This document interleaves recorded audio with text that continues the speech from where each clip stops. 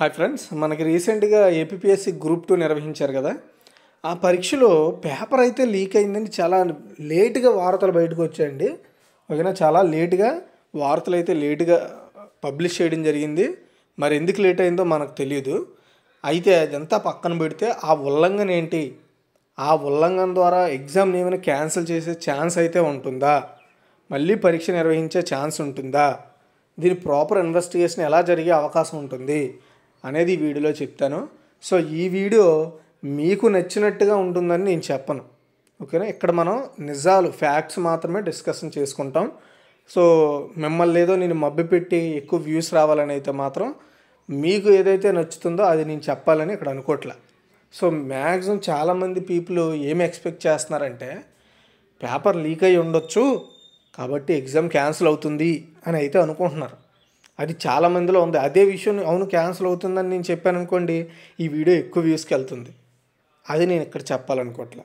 ఒకటి కర్నూలులోని అదోని అనే ప్రాంతంలో గ్రూప్ 2 పరీక్ష అంటే గ్రూప్ 2 ఎగ్జామ్ సెంటర్లో ఇన్విజిలేటర్లకి యాక్చువల్గా పేపర్లు తెస్తారు, అది అందరికీ తెలిసిందే కదా. సో ఇన్విజిలేటర్లకి మనకి పేపర్లు తెస్తారు కొంతమంది. అయితే ఆ పేపర్ ఇచ్చినప్పుడు మనకు ఫుల్ కవర్లో పేపర్స్ తెస్తారు. మొత్తం ఆ రూమ్లో ఎంతమంది ఉన్నారో, ఎంతమందికి అలొకేట్ చేశారో అంతమందికి పేపర్లు తెస్తారు ఒక కవర్లో పెట్టి. అయితే ఇన్విజిలేటర్కి తెచ్చే వ్యక్తి అలా కవర్లో కాకుండా నార్మల్గా పేపర్లన్నీ బయట ఉంటూ విడిగా తేవడం జరిగిందంట. అది ఒక పాయింట్ అనమాట, అలా తెచ్చాడు అనేది. రెండో పాయింట్, అందులో ఒక పేపర్కి ఆల్రెడీ సీల్ ఓపెన్ చేసి ఉందంట. మనకి పేపర్లకి సీల్ వేస్తారు, రౌండ్ సీల్ అందరికీ తెలిసిందే, స్టిక్కర్ టైప్ ఉంటుంది, దాన్ని మనం చింపి పేపర్ను ఓపెన్ చేస్తాం. అది కూడా ఒక దానికి లేదని మనకి వార్తల్లో వచ్చిన విషయం అనమాట.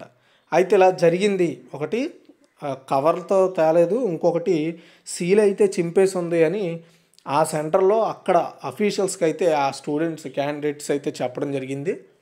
చెప్పిన తర్వాత ఆ అధికారులు ఏపీపీఎస్కి ఆల్రెడీ చెప్పడం జరిగింది. వాళ్ళు కూడా ఇన్వెస్టిగేషన్ స్టార్ట్ చేసే అవకాశాలు అయితే ఉన్నాయి. ఇక్కడ ఏంటంటే మనం ఫస్ట్గా గుర్తుపెట్టుకోవాల్సింది ఒకటి, రెండు ఉల్లంఘనే. అందులో ప్రధానమైన ఉల్లంఘన ఏంటి అంటే మనకి పర్టికులర్గా పేపర్ గ్రూప్ 2 పేపర్ అనేది ఫుల్ కవర్లో వస్తుంది. దాన్ని చాక్తోనో కత్తిరితోనో కట్ చేసి మనకు పేపర్లు బయటికి తీస్తారు. మీరు ఎప్పుడైనా ఇన్విజిలేషన్ చేసుంటే ఇలాంటి ఎగ్జామ్స్కి లేదు మీరు చూసుంటే తెలుస్తుంది.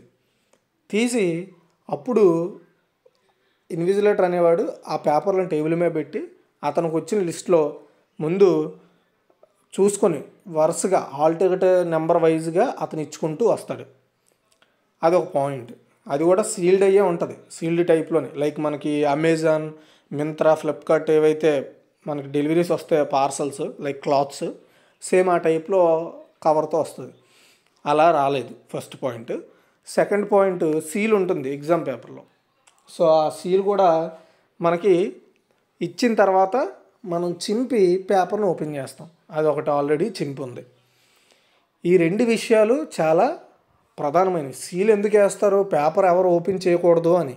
పేపర్ ఓపెన్ చేస్తే అది అంటే ఎవరో ఇంతకుముందు ఆ పేపర్ను చూసారని అర్థం. ఇంకొకటి, ఇన్విజిలేటర్కి వచ్చిన తర్వాతనే ఆ కవర్ ఓపెన్ చేసే నిబంధన ఒకటి ఉంది. అలా కాకుండా ముందే ఓపెన్ చేసి రావడం, ఇవన్నీ ఎటు దారి తీస్తున్నాయి, పేపర్ రద్దు అవుతుందా, ఎగ్జామ్ రద్దు అవుతుందా అనేది చాలామందిలో ఉన్న ఆలోచన. ఆ రెండు మెయిన్ ఆ పేపర్ సీల్ ఉండడం అనేది చాలా మేజర్ ఇష్యూ అనమాట.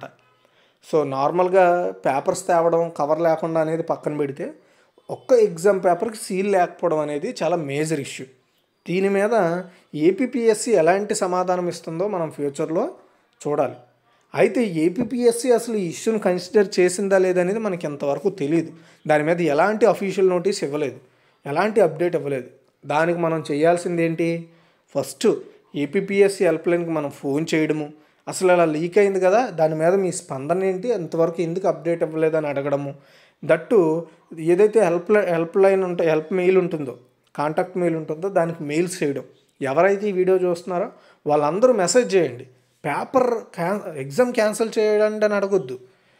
ఏమైంది, ఇన్వెస్టిగేషన్ చేస్తున్నారా లేదా, చేస్తే ఏమైంది అప్డేట్ ఇవ్వండి, ఎందుకు అలా జరిగింది, సీల్ లేకపోవడం కరెక్టా కాదా, ఆ వార్తలు ఏంటి, వాస్తవమా వాస్తవమే కాదా, ఇంత లేటుగా ఎందుకు వార్తలు వచ్చాయి, ఏం జరిగింది, ప్రాపర్ విషయం. ఎగ్జామ్ రాసిన 4 లక్షల మందికి మీరు చెప్పాల్సిన బాధ్యత ఉంది. ఎగ్జామ్ రాసింది 5 మందో 10 మందో కాదు, 4 లక్షల మందికి మీరు సమాధానం చెప్పాలి.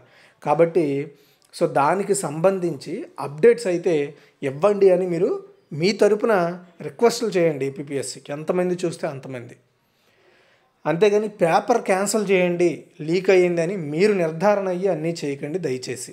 అది మనకే ఎఫెక్ట్ అవుతుంది. దయచేసి మీరు చేయాల్సిన పని ఏంటి, ఏం చేశారు, దాని మీద ఏమైంది అప్డేట్ ఇవ్వండి అని మాత్రమే అడగండి.